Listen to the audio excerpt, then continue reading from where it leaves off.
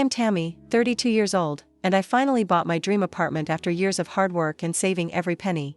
The day I got the keys was the happiest moment of my life. I spent weeks preparing for the perfect housewarming party, cooking all my family's favorite dishes. But as 6 o'clock came and went, no one showed up. Not my parents, not my brother, no one. The truth I discovered that night changed everything. If you are watching this, drop a comment letting me know where you are from. Hit that like button and subscribe to join me on this journey of self-discovery. I grew up in a middle-class suburb just outside of Chicago. Our house was modest but comfortable with a small backyard where my dad would host barbecues during summer weekends. From the outside, we probably looked like the perfect American family. Mom, dad, daughter, and son. But inside those walls, the dynamics were far from equal. My younger brother, Jordan, was always the golden child. 3 years younger than me, he showed an early aptitude for mathematics that had my parents calling him a genius before he even started kindergarten. While I struggled through algebra, Jordan was solving complex equations that even my parents had trouble understanding. My father, Frank, a mechanical engineer, saw Jordan as his legacy, the son who would follow in his footsteps and surpass his achievements. Me, I was just the older sister, the one who got good grades but was never exceptional, the one who worked hard but never quite hard enough to earn the same praise Jordan received just for existing. Every parent-teacher conference ended the same way. Tammy is doing fine, but have you seen what Jordan can do? My mother, Patricia, was slightly warmer than my father, but she always deferred to his opinions and priorities. She worked part-time as a dental hygienist, spending most of her energy maintaining the household and nurturing Jordan's talents. Sometimes, when Dad wasn't around, she would praise my artwork or my writing. But those moments were fleeting and always came with a whisper not to tell Dad she was encouraging impractical pursuits. The inequality was obvious in how our achievements were celebrated. When I made honor roll in high school, I got a good job and perhaps a pat on the shoulder. When Jordan won the regional science fair, we had a family dinner at an expensive restaurant and he received a brand new computer. My accomplishments were expected. His were exceptional. The only person who ever truly saw me was my grandmother, Grace, my mother's mother. She lived about 30 minutes away, and visits to her house were my sanctuary. Unlike my parents, she would listen to my stories, praise my creativity, and tell me that my worth wasn't measured by comparing me to anyone else. Your light shines differently than your brother's, she would say. But that doesn't make it any less bright. It was Grandma Grace who encouraged me to apply for college scholarships when my parents made it clear that they were saving most of their college fund for Jordan's education at a prestigious university. He has more potential, my father had said bluntly over dinner one night. It's just practical to invest where we'll get the best return. Those words stung, but they also lit a fire in me. I applied for every scholarship I could find, wrote dozens of essays, and worked weekends at a local coffee shop to save money. When acceptance letters arrived, I had enough scholarship money to attend a good state university without needing my parents' financial support. The day I left for college was the first day I felt truly free. I was determined to build a life that was mine, one where I didn't have to compete for approval or love. I majored in interior design, combining my creativity with practical skills. My parents thought it was a fluffy degree, but I ignored their skepticism. During college, I worked internships every summer, building my portfolio and making connections. After graduation, I landed a job at a small but respected interior design firm in Chicago. The pay wasn't great at first, but I lived frugally, sharing an apartment with 2 roommates and saving every extra dollar. Over the next 8 years, I worked my way up in the company, eventually becoming a senior designer with my own clients. Meanwhile, Jordan bounced between prestigious graduate programs, never quite settling on a career path, despite our parents' continued financial support. He was brilliant but directionless, always chasing the next interesting problem rather than building something sustainable. I, on the other hand, had a plan. Since my first apartment with roommates, I had dreamed of owning my own place. Not just any apartment, but a specific type in a specific neighborhood. I wanted a pre-war building with character high ceilings and original details. I wanted to be in Lincoln Park, close enough to the lake for morning runs, but also near the small art galleries and boutiques I loved. Every month, I put money into my savings account labeled Dream Home. Even when friends invited me on expensive vacations or shopping sprees, I stayed focused. This wasn't just about having property. It was about creating a space that was truly mine, one that reflected my achievements and my aesthetic. By the time I turned 32, I had saved enough for a substantial down payment. I was ready to find my dream home. The search for my perfect apartment took 6 months. I looked at dozens of places, but none of them felt right. Some were in the wrong location. Others had been renovated in a way that stripped away all the original character, and many were simply out of my price range.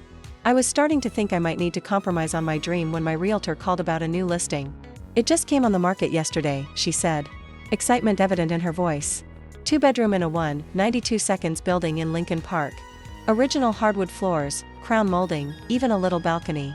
The previous owner was an old lady who lived there for 40 years and kept everything in pristine condition. I toured it that same afternoon and knew immediately this was it.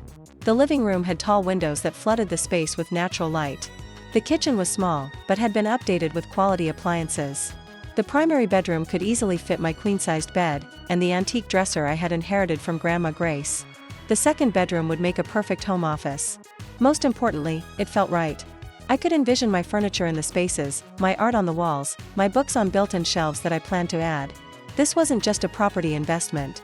It was the backdrop for the next chapter of my life. The asking price was at the very top of my budget, and there were already other interested buyers. I submitted an offer that night, going slightly above asking price, but including a personal letter about why the apartment meant so much to me. 2 days of anxious waiting. Later, my realtor called to tell me my offer had been accepted.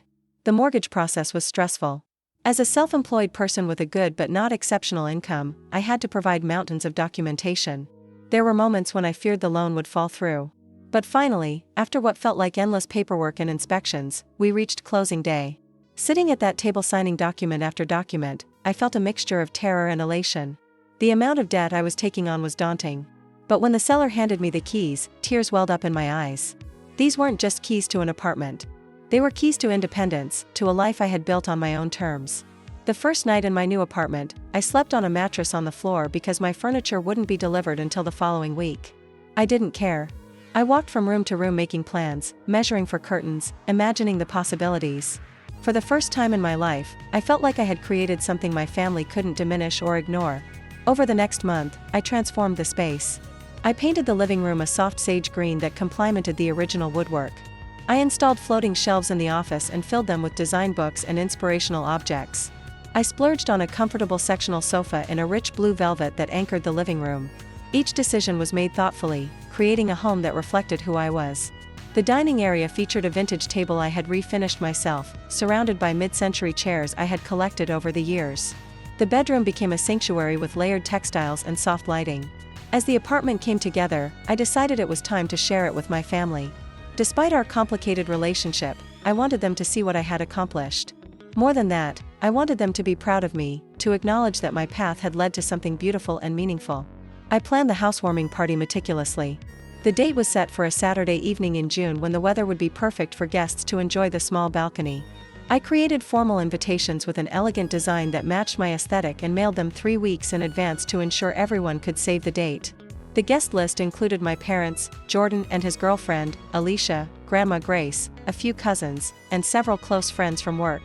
I texted everyone a week before to confirm they were coming, and to my delight, everyone responded positively. Even my father, who typically avoided social gatherings, said he was looking forward to seeing the place. I planned the menu with care, incorporating favorites from everyone invited. My father's preferred bourbon would be available for drinks. My mother's favorite chicken dish would be served. I even included Jordan's beloved childhood dessert, brownies with mint chocolate chip ice cream.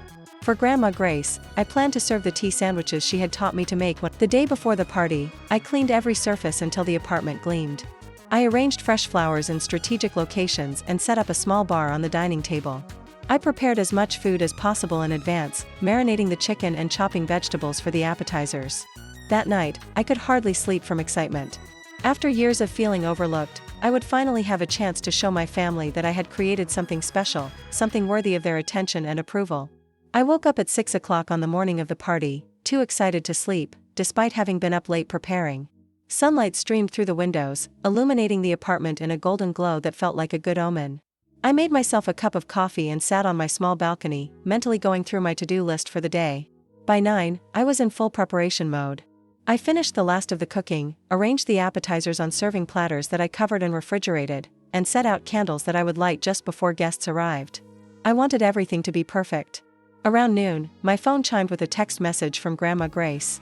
"Sorry, sweetheart. My back is acting up today. Don't think I can make the drive.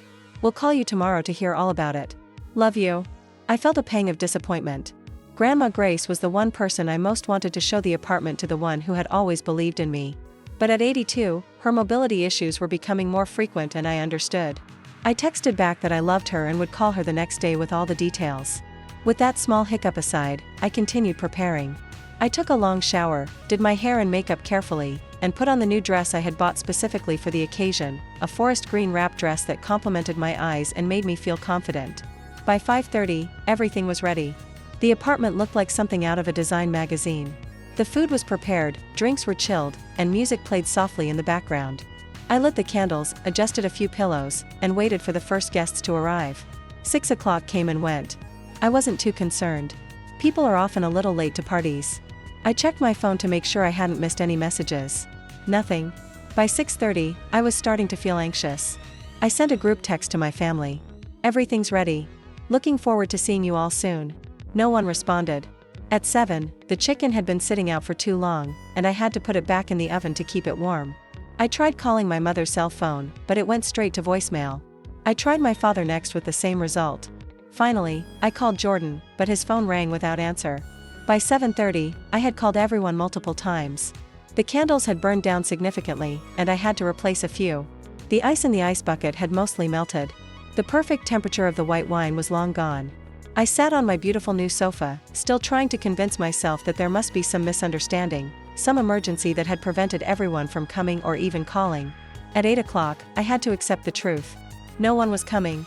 Not a single person I had invited had shown up or bothered to call with an excuse.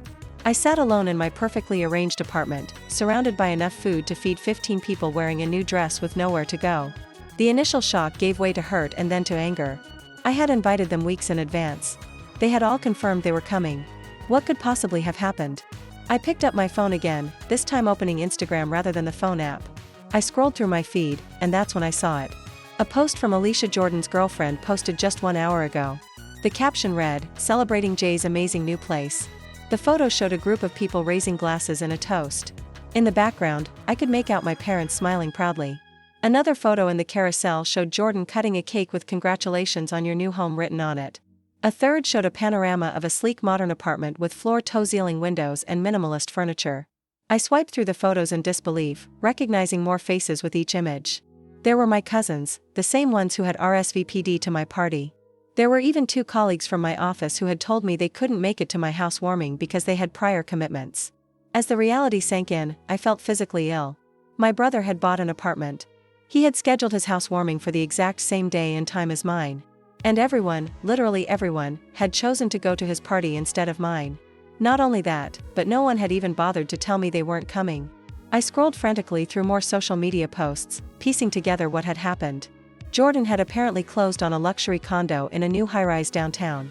From the comments I gathered that our parents had helped with the down payment, a substantial amount based on the type of property it appeared to be. The timing couldn't be coincidental. Jordan must have known about my housewarming when he scheduled his. He must have deliberately chosen the same day, forcing our family and friends to choose between us, and they had all chosen him without exception. The realization hit me like a physical blow. I dropped my phone onto the sofa and stood up, needing to move to do something, to release the storm of emotions building inside me. My hands were shaking so badly, I could barely walk straight as I moved to the kitchen. All the food I had prepared so carefully sat untouched. The chicken I had marinated for 24 hours. The homemade hummus my mother had always praised. The special brownies I had made for Jordan who would never eat them. In a sudden surge of rage, I grabbed the platter of chicken and threw it into the trash. The hummus followed, then the salad, then the carefully arranged cheese board. Each discarded dish represented hours of planning and preparation, all wasted. Tears streamed down my face as I destroyed the evidence of my hopeful anticipation. How could I have been so naive? How could I have believed after all these years that my achievements would finally be valued, that my family would finally see me? The most painful part wasn't that they had gone to Jordan's party instead of mine. It was that they hadn't even bothered to tell me. They had let me prepare and wait and hope, knowing all along that they would never show up. The deliberate cruelty of that silence was what broke me. I thought of all the times throughout my life when Jordan's needs and achievements had overshadowed mine. The family vacations planned around his academic competitions. The dinners interrupted by phone calls about his latest accomplishment. The college fund that went mostly to him despite my better grades. But this was different. This wasn't just prioritizing him. This was actively hurting me. This was a collective decision by my entire family to reject me on what should have been one of the proudest days of my life. I sank to the kitchen floor, my new dress crumpling beneath me, and let out a sob that seemed to come from the very depths of my being. It was the cry of a lifetime of second place, of never being enough, of trying so hard for approval that would never come. I don't know how long I sat there crying. Long enough that the apartment grew dark as the sun set. Long enough that my throat became raw and my eyes swollen. Eventually, the tears subsided, leaving behind a hollow feeling and a strange calm. I got up from the floor, walked to the living room, and turned off all the lights. In the darkness, I sat on my sofa and stared out the window at the city lights. The apartment that had felt so perfect just hours ago now felt like a monument to my self-deception. I had believed that this achievement, buying this home on my own, would somehow change how my family saw me. I had been wrong. As I sat in the dark, a new feeling began to replace the hurt and anger. It was a quiet, steady resolve. This apartment was still mine. I had earned it through my own hard work without help from anyone. My family's rejection couldn't take that away from me. I reached for the light switch, ready to face my empty apartment with new eyes. As the lights came on, my phone lit up with a notification. A text message from my mother. "We need to talk now." Not, "I'm sorry we missed your party." Not, "There's been a misunderstanding." Just a demand to talk. As if I were the one who had done something wrong. I stared at the message, my finger hovering over the reply button. For the first time in my life, I didn't feel the immediate need to respond to my mother's summons. Whatever explanation she wanted to offer could wait. Tonight, I needed to tend to my own wounded heart. I woke up the next morning with swollen eyes and a headache from crying, but also with a strange sense of clarity. I had 7 missed calls. 3 from my mother, 2 from my father, and 2 from an unknown number. There were also multiple text messages, all variations on "call me" or "we need to talk." None contained an apology.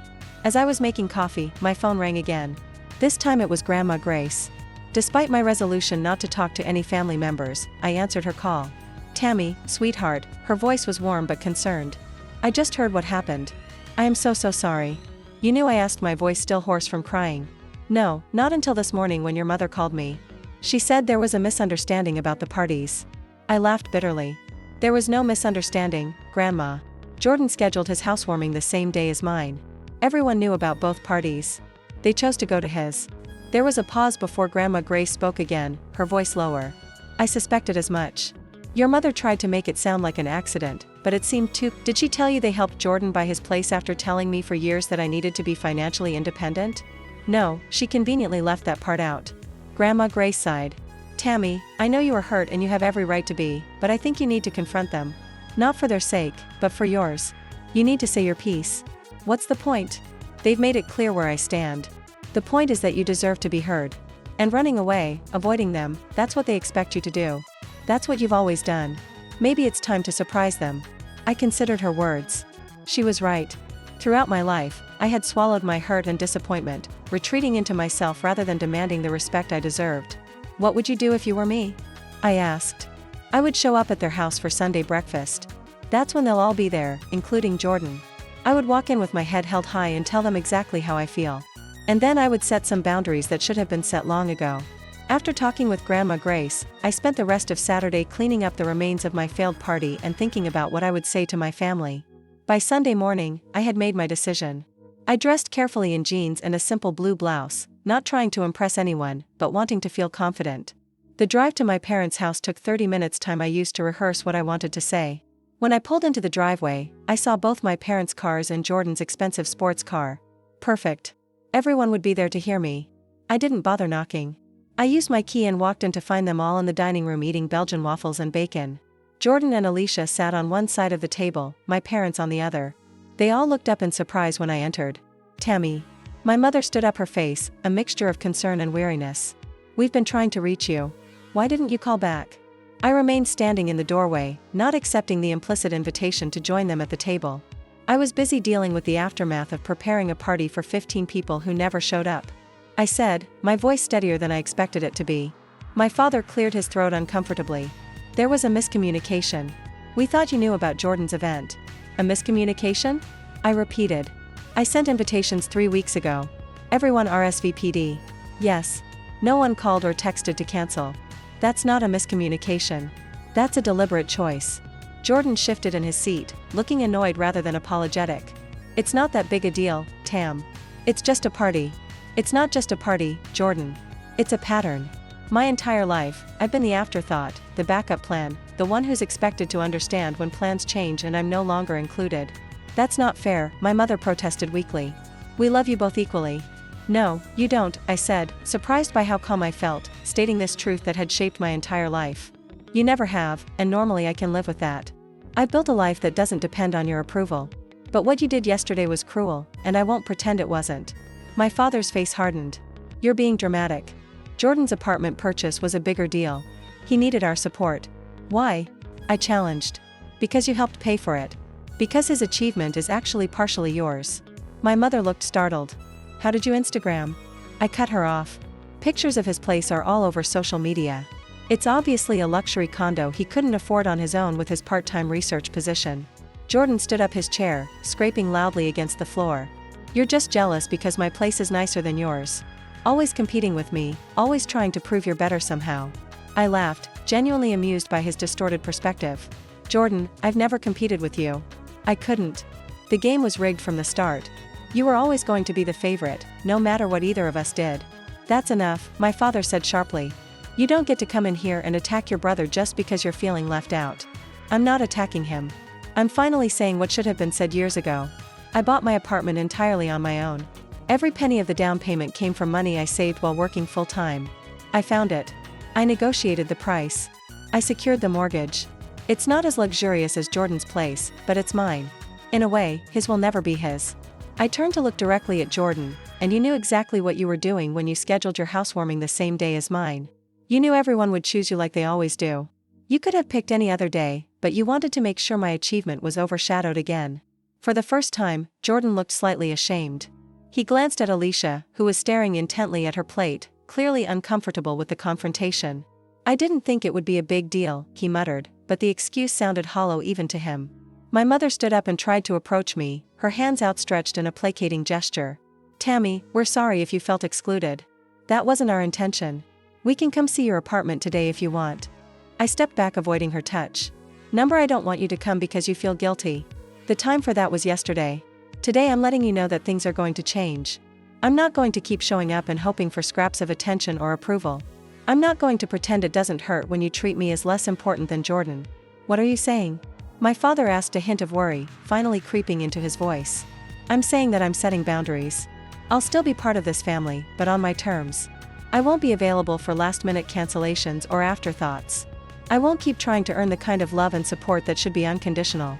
As I finished speaking, the front door opened and Grandma Grace walked in, moving slowly with her cane, but with determination in every step. I thought I might find you all here, she said, nodding to me with approval in her eyes. Mom, now isn't a good time, my mother began. But Grandma Grace waved her off.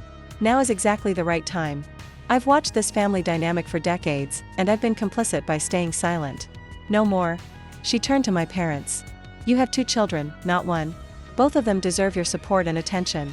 Both of them have achievements worth celebrating. My father started to protest, but Grandma Grace cut him off with a sharp look. Frank, you've always favored Jordan because he reminds you of yourself. But have you noticed that while Tammy has built a stable career and now owns her own home, Jordan is still dependent on you? At 39, have you considered that your favoritism hasn't actually done him any favors? Jordan flushed with anger. But Grandma Grace wasn't finished. And Patricia, you've gone along with this unequal treatment because it was easier than standing up to Frank. I raised you better than that. The room fell silent. I had never heard Grandma Grace speak so bluntly to anyone, let alone her own daughter and son-in-law. I took a deep breath. I'm going to leave now. I've said what I needed to say. You all can decide what happens next. As I turned to go, my mother called after me, her voice small. Tammy, please, can we talk about this? I paused at the door. You can call me next week. If you're ready to have an honest conversation about how things have been and how they need to change, I'll listen. If you just want to make excuses or tell me I'm overreacting, don't bother. With that, I walked out Grandma Grace, following close behind. For the first time in my life, I had stood up to my family without backing down or accepting less than I deserved. It felt terrifying, but also strangely freeing. In the weeks that followed my confrontation with my family, I experienced a range of emotions. Some days I felt strong and empowered by having finally spoken my truth. Other days I was consumed by doubt, wondering if I had overreacted or burned bridges unnecessarily. What remained constant was a growing sense of self-respect that I had never fully allowed myself before. The first few days after our confrontation, my phone was flooded with messages from my family. My mother's texts oscillated between defensiveness. We never meant to hurt you and guilt-tripping. You've really upset your father. Jordan sent a single text that read, "Sorry if you felt bad." The classic non-apology that placed the problem in my perception rather than his actions. I didn't respond to any of them. I needed time to process my feelings without being pulled back into old patterns. Instead, I focused on truly making my apartment my own. I hung artwork, planted herbs on my balcony, and invited colleagues over for dinner. People who valued me for who I was, not where I ranked in a family hierarchy. 10 days after the confrontation, I received a handwritten letter from my father, something so unprecedented that I stared at the envelope for several minutes before opening it. Inside was a 3-page letter written in his precise engineer's handwriting. He began by acknowledging that he had always been harder on me than on Jordan, expecting more maturity and independence from me from an early age. He admitted that he had taken pride in my self-sufficiency while simultaneously using it as justification for giving Jordan more support and attention. He didn't directly apologize for missing my housewarming, but he did express admiration for what I had accomplished on my own and asked if he could see my apartment sometime. It wasn't a perfect apology, but it was more self-awareness than my father had ever shown before. I called him and arranged for him to visit the following weekend. Just him, not my. When he arrived, he seemed uncomfortable initially, standing awkwardly in my living room and making small talk about the neighborhood. But as I showed him around, pointing out the original architectural details that had drawn me to the place and explaining the renovations I planned to make, he began to engage more genuinely. He asked questions about the building's history and examined the crown molding with professional interest. When I showed him my home office with its wall of books and organized workspace, something shifted in his expression. "You've done well, Tammy," he said finally, his voice gruff with emotion. "Really well. This place suits you." It was perhaps the most straightforward compliment he had ever given me, and I felt its impact like a physical warmth in my chest. "Thank you, Dad," I replied simply. We sat on my balcony with coffee and for the first time in my adult life had a conversation that felt like it was between equals. He talked about his concerns for Jordan, who at 29 still hadn't found a career path he wanted to commit to. He admitted that perhaps he and Mom had made things too easy for him. "We thought we were helping," he said, looking out at the city view rather than at me. "But maybe we were just making him dependent." I didn't argue or agree. It wasn't my place to solve their relationship with Jordan, but I did feel a small measure of vindication that my father was finally seeing the consequences of their unequal parenting. My mother took longer to come around when she finally called rather than texted. Her first words were, "Your father says, your apartment is very nice." "It is," I confirmed, not giving her an inch.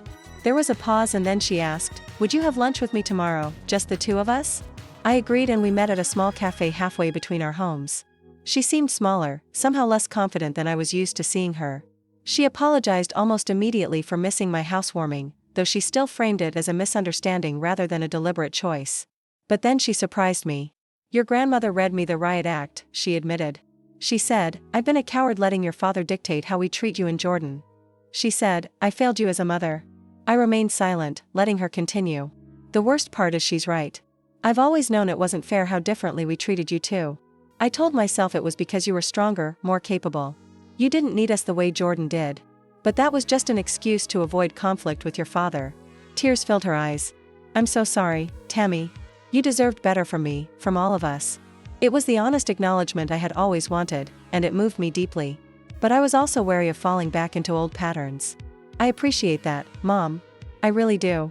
But things need to actually change, not just be acknowledged." She nodded. "I know. I'm working on it. Your father and I both are. We've told Jordan he needs to start paying rent on his condo. We're not going to cover the mortgage indefinitely." He was furious, but it's time. That was a start, but I was more interested in how our relationship would change. "And what about you and me? What's going to be different?" She reached across the table and tentatively took my hand. "I want to know you, Tammy. The real you. Not just the daughter I thought you should be. I want to see your work, hear about your friends, understand what matters to you, if you'll give me the chance." It was what I had wanted to hear for so long. But now that the moment was here, I felt vulnerable, acknowledging how much it meant to me. "I'd like that," I said simply. Jordan was the most resistant to change. He avoided me entirely for nearly a month, ignoring my calls and making excuses to miss the small family dinner my mother organized. When we finally did see each other at a cousin's birthday party, he was coldly polite, treating me like an acquaintance rather than a sister. I pulled him aside toward the end of the evening. "Are we going to talk about what happened, or are you going to keep pretending I don't exist?" He shrugged, not meeting my eyes. "What's there to talk about? You had a meltdown because people chose my party over yours. You made Mom cry and turned Dad against me. Congratulations." I shook my head, realizing he truly didn't understand what had happened. That's not what this is about, Jordan. It's about years of unequal treatment. It's about you deliberately scheduling your housewarming the same day as mine because you knew everyone would choose you. It's about you never having to work for anything because it's all handed to you. That's not fair, he protested. But there was a flicker of recognition in his eyes. Isn't it? Tell me honestly, did you know about my housewarming when you scheduled yours? He hesitated, then nodded reluctantly. Alicia saw your invitation at Mom and Dad's. She suggested we do ours the same day.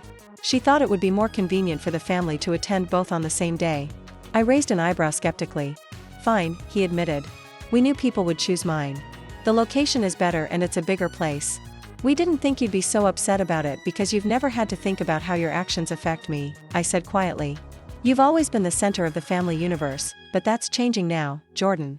Not because I'm trying to take your place, but because I'm not accepting the leftover spot anymore. He looked uncomfortable, but also thoughtful.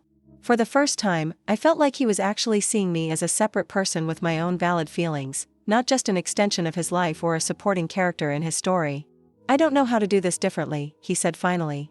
Neither do I admitted, but we could try to figure it out together. It was a small opening, but it was something. As the weeks passed, Jordan and I began to build a different kind of relationship. It was tentative and sometimes awkward, but it felt more honest than anything we'd had before. The most significant change, however, was in my relationship with myself. Standing up to my family had broken something open inside me. A lifelong belief that I was somehow less deserving, less important, less worthy of attention and care. I began to recognize how that belief had shaped my choices, my friendships, even my romantic relationships. I had always settled for less than I deserved because I didn't believe I was entitled to more. No more. I started therapy to work through these patterns. I began to speak up more assertively at work, resulting in a promotion and a substantial raise. I ended a casual relationship with a man who was only available on his terms, making space for the possibility of a partner who would prioritize me as much as I prioritized them. 3 months after the confrontation, I decided it was time for a do-over. I planned another housewarming party, but this one was entirely different. The guest list included only people who had demonstrated that they valued me. Close friends from work, neighbors.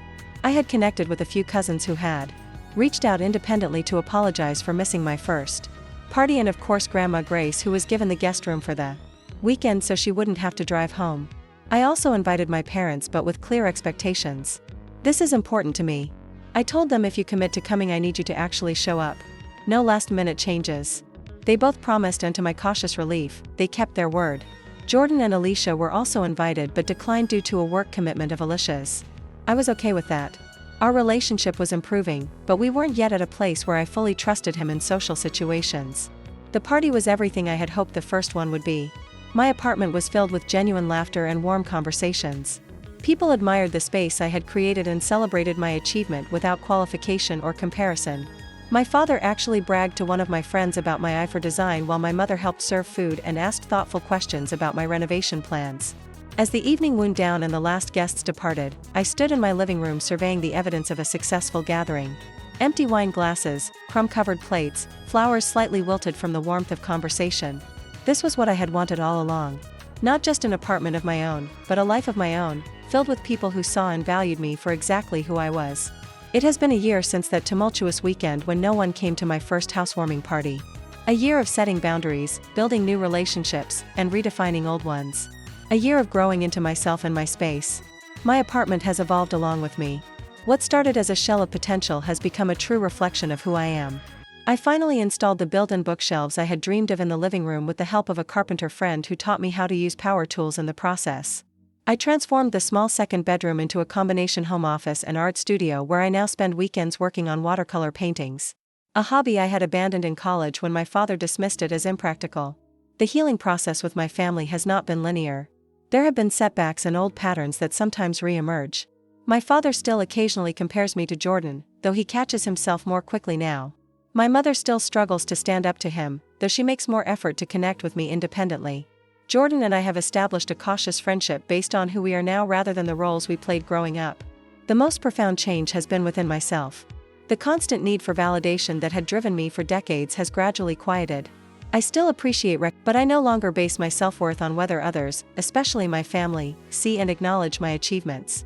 Grandma Grace, my steadfast supporter, moved into an assisted living facility 6 months ago when her mobility issues worsened.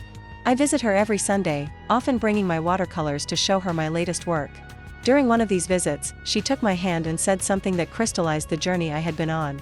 "You know, Tammy," she said, her voice friendlier now, but her eyes as sharp as ever. "The greatest freedom in life is not needing everyone to love you exactly the way you want to be loved.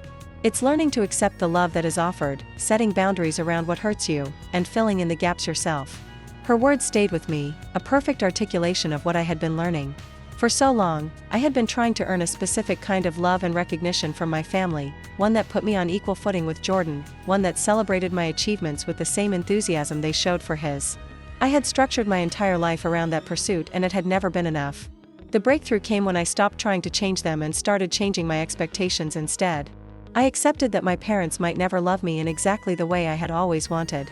But that didn't mean they didn't love me at all. They were flawed people with their own limitations and blind spots.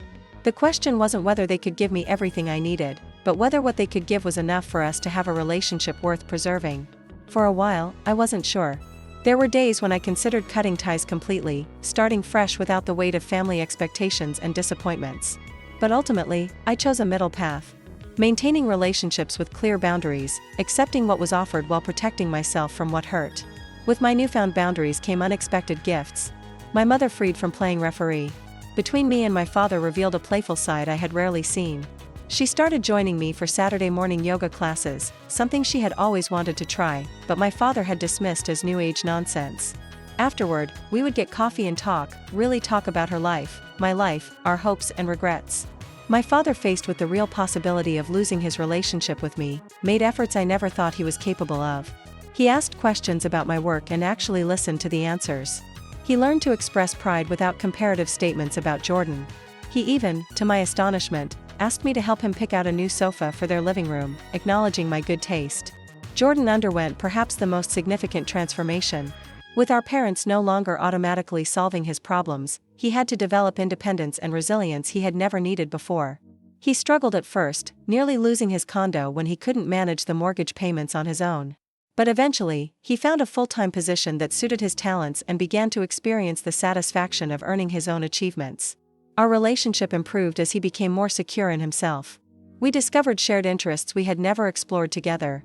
A love of obscure documentaries, a weakness for spicy food, a dry sense of humor that sometimes left others bewildered. For the first time, we related as equals rather than as rivals for parental attention. Last month, Jordan and Alicia welcomed their first child, a daughter named Lily. At the hospital, I watched my parents coo over their first grandchild, showering her with the unconditional love they had struggled to distribute evenly between their own children. I felt a momentary pang, wondering if old patterns would re-emerge with this new generation. But then my father turned to me, his eyes bright with emotion, and said, "She has your eyes, Tammy. Those same observant eyes you had as a baby." It was a small moment, but it represented a seismic shift, an acknowledgement that I mattered in the family story. That my presence had value independent of my achievements or how I compared to others. The journey of the past year has taught me that true independence isn't about isolation or self-sufficiency. It's about knowing your own worth so clearly that you can choose connection without losing yourself in it. It's about building a home within yourself that's so secure that no external validation or rejection can fundamentally shake you. My apartment is a physical manifestation of that inner home. Every corner reflects choices I made for myself, not to impress others or earn approval. It is my sanctuary and my canvas, a place where I can be fully myself without apology or explanation. Sometimes when I sit on my balcony in the evening with a glass of wine watching the city lights come alive, I think about how differently things might have turned out if people had shown up to that first housewarming party. Would I still be seeking validation, trying to earn love through achievements, accepting less than I deserved? The painful rejection turned out to be a gift, forcing me to confront patterns that had limited me for decades. The apartment that was meant to prove my worth to others became instead the space where I learned my worth was never in question. The home I created wasn't valuable because others approved of it.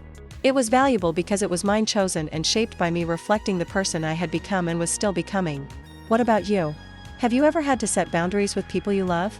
Has a painful rejection ever turned into an unexpected gift in your life? I would love to hear your stories in the comments below. And if this journey resonated with you, please like this video and subscribe to my channel for more stories about finding your own path, even when it diverges from what others expect of you. Thank you for listening, and remember, the most beautiful homes are the ones we build with